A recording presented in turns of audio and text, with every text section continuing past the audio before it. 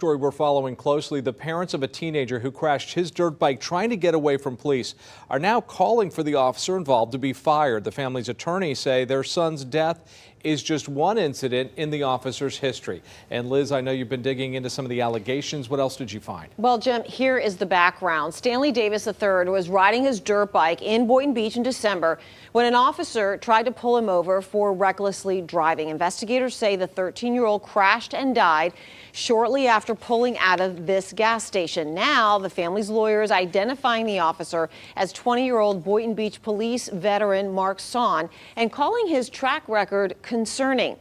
In his time on the force, Son has been punished 3 times for violating his department's pursuit policy. In 2004, he was suspended for 5 days and was written up in 2010 for violating it again. But the Davis legal team is focusing in on 2 deadly encounters.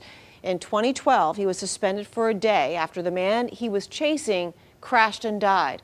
And then in 2016, Son was chasing Lex Eugene when Eugene crashed into a 5-year-old boy, Jaden Reedon, killing the boy who was crossing the street with his family. That was 6 years ago, and the family tells our Luli Ortiz they're still working to have the officer stripped of his badge. Well, most of all, I've been trying to hold it together. February 13th marked 6 years since Corey Reedon tragically lost his son, Jaden. Jaden was walking to a park with his grandparents in Boynton Beach when Lex Eugene came racing down the road and hit and killed the boy, then sped away. Turns out Eugene was trying to outrun the police, and behind the wheel of one of those cars was Officer Mark Son, who would later testify in court. There was also attempting to do CPR at that point. And did the boy survive? No, he did not. The man who hit his son was given 30 years in prison, but Reedon always believed Officer Son should also be held responsible. Most days are down and up. Most days want to give up.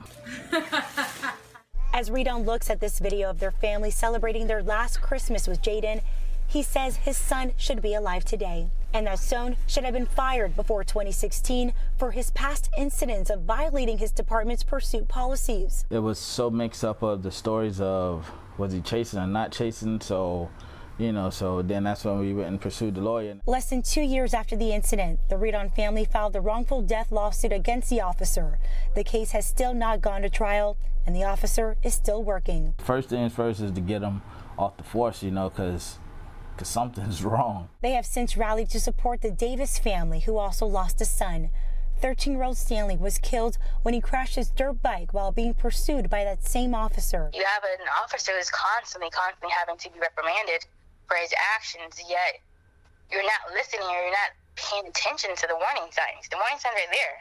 He's caused multiple deaths. While the family is still waiting for their day in court, they now hope this latest incident will force the police department or maybe prosecutors to take action. He shouldn't be allowed to wear a badge. He's not an officer.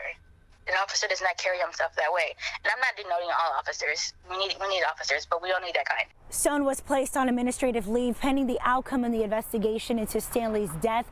And the city of Boynton Beach here tells us that they will not fire Son until that investigation is concluded. In Boynton Beach, I'm Luli Ortiz, CBS 12 News.